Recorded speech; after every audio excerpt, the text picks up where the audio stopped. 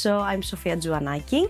I live in Porto Rafti the last 10 years. I have a brand and a shop. It's called Nymfes Cosmetics. My brand is all about natural products. I create cosmetics based on natural ingredients.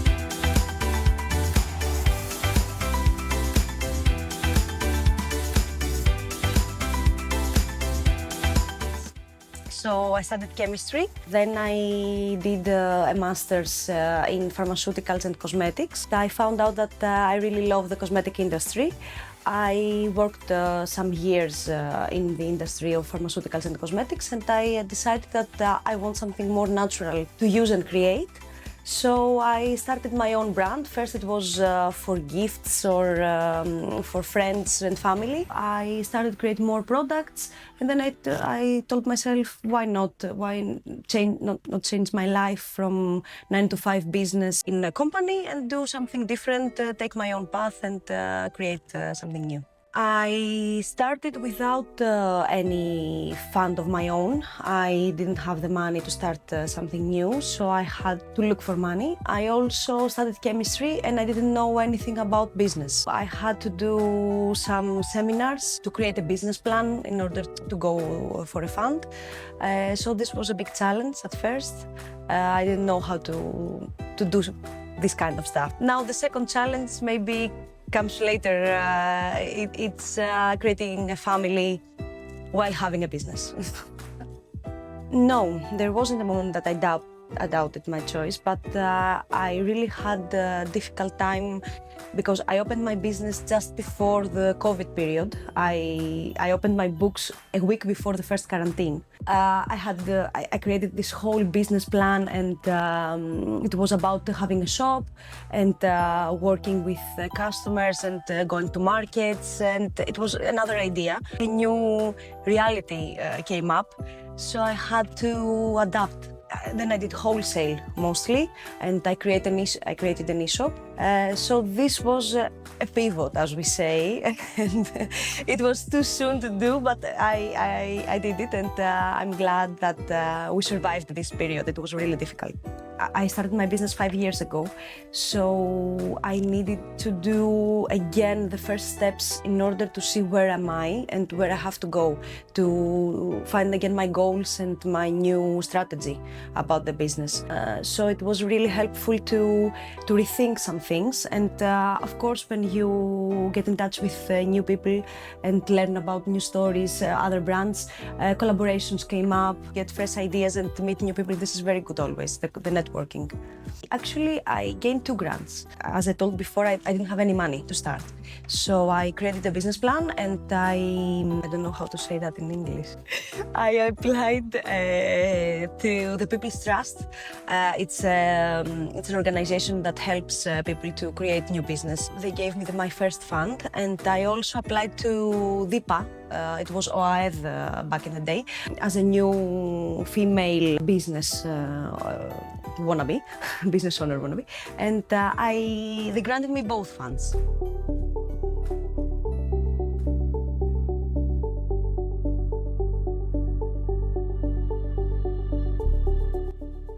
It's more challenging than to be a man entrepreneur, of course. We have more roles to fill up. We start lower. We have to climb a bigger staircase in order to achieve things. We have some support. We trust each other and we try to help each other, women entrepreneurs. So this is nice. Men are more competitive. Men are more competitive, women help each other more, I think, it's my opinion, and that's what I've received from other women. It's challenging, but it's doable. It was very difficult to have a small business at its first steps and be a mother at the same time, because it's like having 2 babies. And in Greece, unfortunately, we didn't have any support at the time I was pregnant. When you are a business owner, you don't get any money from the government as you do when you are when you're working for someone. So this was very, very difficult. But having a family and having a small child is another reason why I'm proud of what I do and very confident that I'm in the right path. because I create things that my family wants to use, my baby, I want him to use, and it gives me more strength and more creativity in the end. It's very difficult. It's really difficult to have a small business in Greece these times. The support is not enough, I think. The taxes are very high, and it's a difficult road. There are some programs, there are other businesses that can help you. There are things you can do in order to survive. And if you love what you do, and if you really believe that in your idea, I think it's possible to create something very beautiful.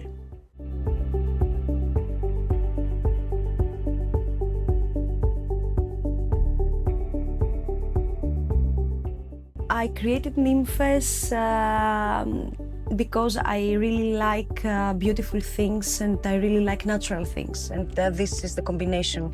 I like make things with my hands. What's unique in Nymfes Cosmetics is that the products are natural, all made in a laboratory as they should be made, and all these together create something very unique. The values and the philosophy behind is that be as close to nature as you can, and try to reuse things and be environmentally friendly. We try to make things that people like to use. They like to see them, they like how they feel on their skin, they like afterwards how they feel when they have used them. Yeah, we try to keep everything clean. We check our equipment before using. We have a procedure that we write everything that we weigh in order not to make mistakes. Soaps don't need specific cleaning because they don't have water, so they cannot integrate microbes. We also use the sodium hydroxide, which has a really high pH, and this means that little things can survive in this environment, little organisms, mostly none. It's good to write things, whatever you weigh. Okay, and then we have tea tree. We can do a pause on this part because we need this one to melt, the other one to cold. But in the meantime, I can show you how I cut the soap, how I mold the soap, and how we stamp the soap. So we can do parallel. This is tea tree essential oil. Tea tree. Yeah, it doesn't smell very pleasant, but it's really, really good for the skin. Some people like it very much.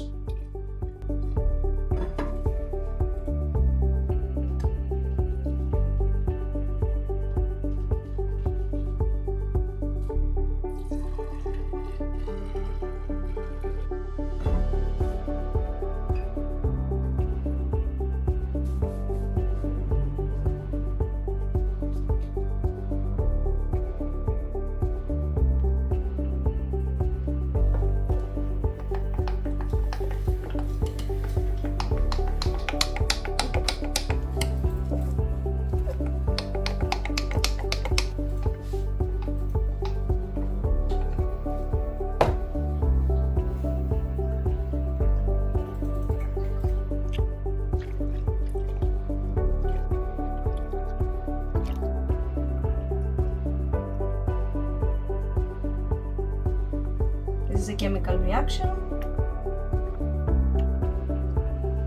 It's saponification. Technology has a dimmer, so we can do it faster.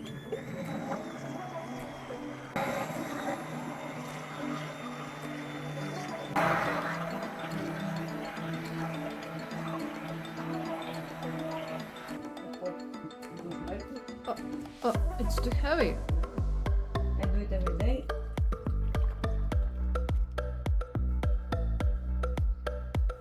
First part is what I've done. This one is nice wash. You making mix?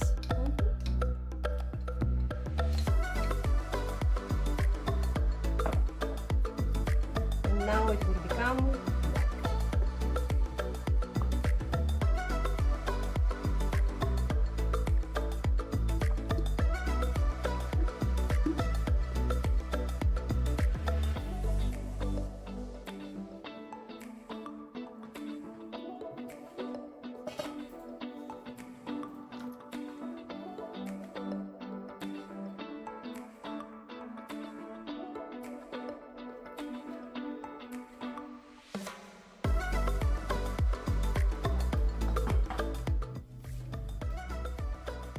swirl in the pot.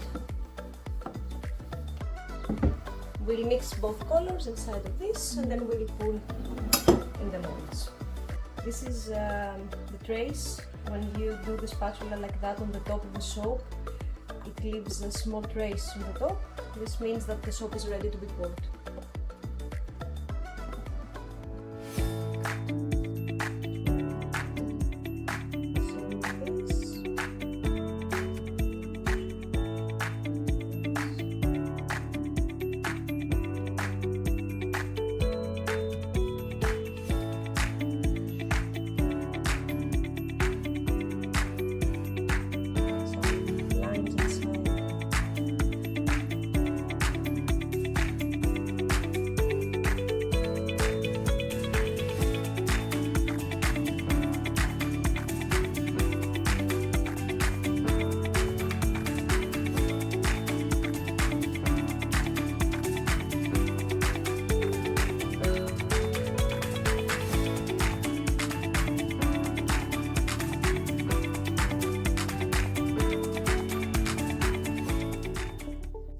I think sustainability is something you simply have to do. It's something that our grandparents taught us here in Greece. They always said, don't waste food, don't waste clothes. I came from a family that we all reused things, and my mother loves old things. She likes buying things that others have given. So this is a whole mindset to be sustainable and reuse things, and that's what I have tried to do with my products. I have products that are made from scraps of other products. I try to use only eco-friendly materials that can be used again or can be recycled. So I think that's what we all have to do. It's not a trend. It's something that it's a way of living that we should follow. We make things ourselves from the soap that you take in your hands, the whole packaging. It's something all natural. We try to keep as minimum as possible the chemicals, only the necessary in order to keep it safe and good for you to use. And eco-friendly, it's a different. There are three values very different from the mass production that there is out there. But we try to be true to our statements, and we don't like to use big words. The big companies try to greenwash because it is a trend, eco-friendly. They try to make it a trend, and the bigger companies, they say, okay, this is a bottle 99% recyclable.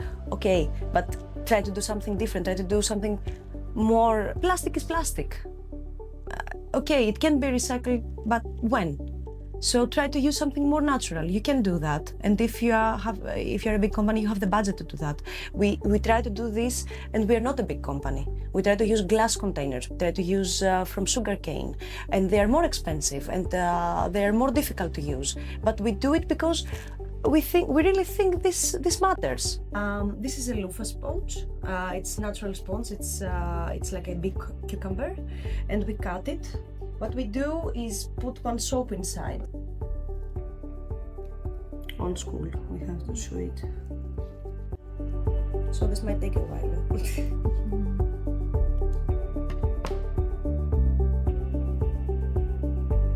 And you open it. And you put the soap in. Just like that. Push it, and then you have to close it again. It's here, shoot, here, and then you put just the ribbon to look beautiful and the card, and then you can use it as it is. You scrub for your body, and it gets foamy, and it's really nice for exfoliating, and it's all natural, and it's vegan as well.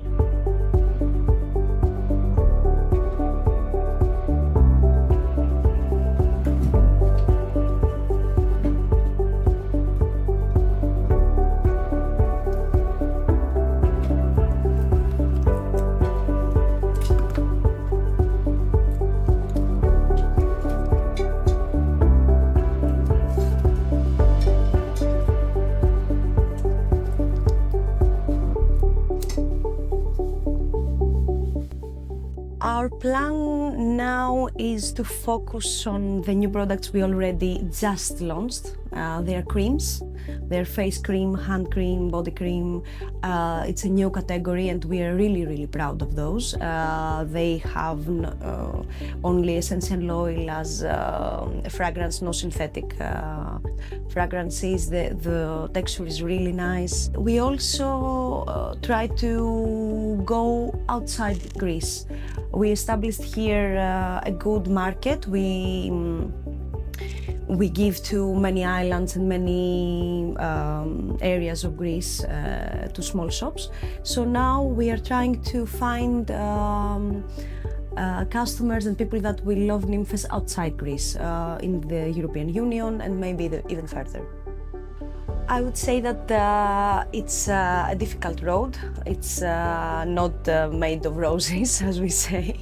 There are thorns as well, but if you really love what you do and if you really have a good plan, a good base, and I think it's something that it's not impossible to do.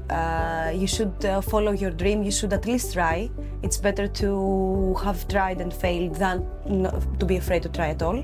And most of the women that I've met that are young entrepreneurs are very capable women. I'm very inspired of them, and I think there are a lot out there more. So just try it and you will find the way.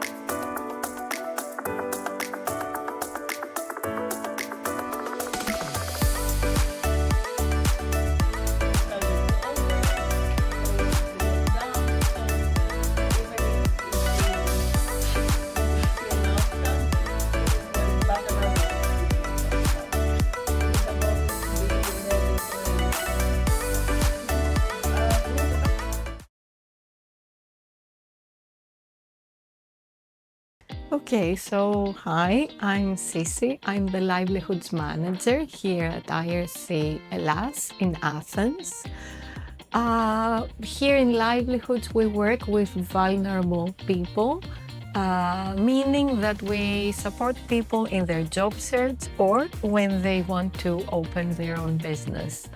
Our goal is to make them independent economically and to support them in their integration in the job market. I'm Maria Davarenu. I'm the Senior Micro Enterprise Officer in IRC, which means that basically I work as a business counselor in the organization and I run the entrepreneurship programs in the organization in Greece. I've been working in the field for 3 years now. After my studies in entrepreneurship, I wanted to, and also after I opened a business, I wanted to do something in the humanitarian field, and I believe that entrepreneurship is something that can help people. IRC Hellas is part of the IRC International Rescue Committee, which is an international organization based in the USA. We support people that live in precarious conditions or are in danger, And our livelihoods department is the service that supports economic integration. Okay, this is a very difficult question. I cannot reply in a few words. I can just say that things have changed dramatically regarding the context and how the world sees refugees and immigrants. And not in a good way, I would say. But on the other hand, women have more opportunities, are more involved, are more open to trying new things. And I think that societies are also more open to women becoming more independent. We work with women from different backgrounds. We work with women from Ukraine, with women from Afghanistan, Iran, with women from West Africa. In general, they have different aspirations. Most of them want to become entrepreneurs in order to be more self-sustained. Some of them want to become entrepreneurs because they've been working in Greece for long and they want to change their career, they want to become more independent, and we try to help them through the program to achieve that. I think the stereotype is for women, but in general also, for refugees in general, is that they're very weak. They're portrayed as victims, and I don't think that's the case. I don't think they're victims. They're people that are very resilient in general to be where they are today and to seek out these programs and to participate in them. They have a lot of potential and they put a lot of work into it. And I think it shows through the results that we can see through the programs how much they can achieve if they put the work that they're putting into it. The way people perceive refugees needs to change. People have a lot, as I told you, have a lot of potential and they can show it if you give them a chance. My message to women, okay, I would say that having your own business is something that women are very capable of doing, no matter the challenges, and women are used to having challenges and are used to juggling many different things and overcoming obstacles. So I would say that go for it, and we are here to support you. You have the opportunities. If you seek them out, there are opportunities you can take advantage of, and there are things you can do. Try things out, and I think you will be able to achieve your dreams if you try them out. I over 35 år, der har jeg arbejdet med sociale projekter, og jeg har hjulpet virksomheder med at vokse. Det har været meget spændende, og det har været meget forskellige projekter. De kvinder, som du kommer til at møde her i serien, de er alle sammen kvinder, der har gjort en forskel. De har arbejdet med deres personlige og med deres strukturelle barrierer, og nogle har bygget deres forretning op med støtte fra EU, mens andre, de har gjort det helt alene. De har stået på egne ben fra starten af. Deres historier, de er ikke undtagelser, men de er et bekræftelse på og beviser på, at det kan lade sig gøre. Og de beviser på, at forandringen ude i verden allerede er i gang. Vi har skabt denne serie for at give dem en stemme. Og spørgsmålet er du klar til at lytte? Er du klar til at høre deres historie? Da krigen begyndte, flygtede jeg til Grækenland med en bærbar computer og et håb om at starte forfra. Det virkede umuligt, indtil jeg så, at kvinder over hele Europa gør netop det.